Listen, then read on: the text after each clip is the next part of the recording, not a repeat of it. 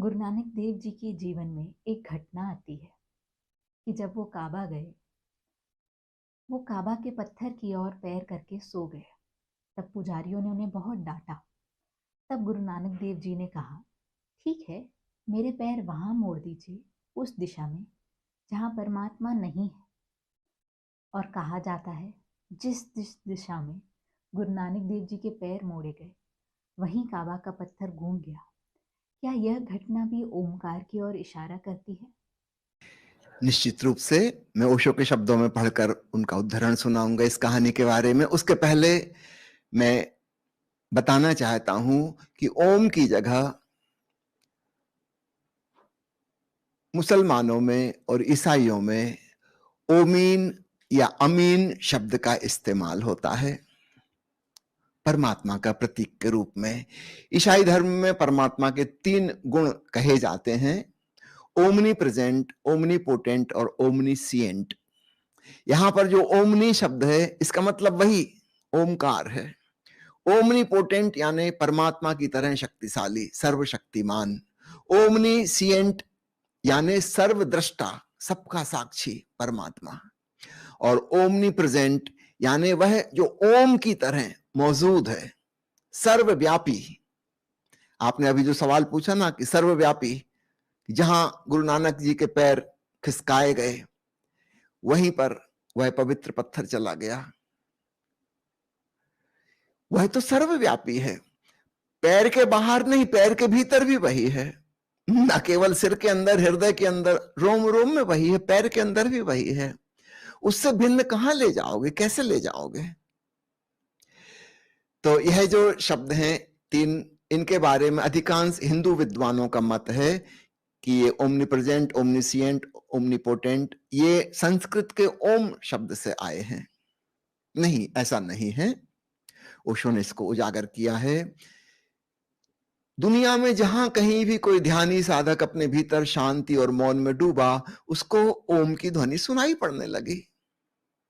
अब वो भाषा में किस ढंग से व्यक्त करता है, उसको ओम कहता है कि राम कहता है कि नाम कहता है कि ओमिन कहता है कि ओमीन, अलग अलग हो सकते हैं, अभिव्यक्ति भिन्न भिन्न हो सकती है। तो इसका यह मतलब नहीं है कि ओम का अपभ्रंश उससे ओमनी प्रेजेंट, ओमनी पोटेंट शब्द बने। नहीं, ईसाई धर्म में, मुसलमान धर्म में, यहूदी धर्म में, पारसी धर्म में, जैन फकीरों ने, ताओवादी संतों ने चीन में, जहां कहीं भी किसी ने भी ध्यान साधना की होगी, प्रार्थना की होगी, मौन में डूबा होगा, उसको वह परम ध्वनि सुनाई देने लगी। जरूरी नहीं कि एक भाषा से दूसरी भाषा में यह शब्द गया हो। तो हिंदू विद्वानों का यह मत ठीक नहीं है कि ओम से ओमेन या ओमनी या अमीन इन शब्दों का अपभ्रंश बना। नहीं, ये ओरिजिनल हो सकते हैं, वहीं के साधकों ने स्वयं सुने, तो कोई भी सुनेगा तो वही सुनाई देगा। अब इसके बाद मैं गुरु नानक देव जी के जीवन की इस घटना पर ओशो की बात को पढ़कर सुनाता हूं। यह घटना, यह बात शायद हुई हो या ना हुई हो, जहां तक तो नहीं हुई होगी, लेकिन इसके पीछे अर्थ गहरा है। ये इस तरह की कहानियां इतिहास नहीं है, इस तरह की कहानियां पुराण हैं, और पुराण इतिहास से बहुत ज्यादा मूल्यवान है। इतिहास तो कूड़ा करकट का हिसाब है, पुराण शाश्वत की दृष्टि है। अब तुम यह जिद्द मत करना जैसा कि सिख करते हैं कि सच में ही कावा चारों तरफ हटा, लेकिन बात बड़े मूल्य की है। नानक के पैर जिस तरफ गए होंगे, उसी तरफ पुजारियों को ख्याल आया होगा कि परमात्मा तो यहां भी है। ऐसी कौन सी जगह है जहां परमात्मा नहीं है? यही काबा के हटने का अर्थ है। तो फिर उन्होंने पहले पूरब कर दिए होंगे, फिर दक्षिण कर दिए होंगे, फिर उत्तर कर दिए होंगे, और सब दिशाओं में करके उन्होंने बार बार सोचा होगा कि नानक ने यह शर्त रखी है कि मेरे पैर उस तरफ कर दो जहां परमात्मा नहीं है। हर तरफ पैर करके उनको संदेह पैदा हुआ कि परमात्मा तो यहां भी है, यह बात तो ठीक नहीं है। नानक के पैर उस तरफ करने संभव नहीं है जहां परमात्मा ना हो, क्योंकि ऐसी कौन सी जगह है जहां परमात्मा नहीं? परमात्मा सब दिशाओं में है, सब दिशाएं उसकी हैं, सारा अस्तित्व उसका है। वह अस्तित्व में सब तरफ डूबा है, हर तरफ डूबा है। मीरा कहती है उमड़ घुमड़ चहुं दिस से आए। वह चारों दिशाओं से आता है, वह सब तरफ से आता है। तुम भर खाली हो जाओ, तुम भर शून्य हो जाओ, तुम भर रिक्त हो जाओ। तो परमात्मा यानी ओंकार की ध्वनि वह तो सर्वत्र है, ओमनी प्रेजेंट। तो इस कहानी में कुछ चमत्कार नहीं है। ये पुजारी बड़े समझदार रहे होंगे, उनको बात समझ में आ गई कि हम पैर उस दिशा में ले ही नहीं जा सकते किसी भी ढंग से जहां परमात्मा ना हो।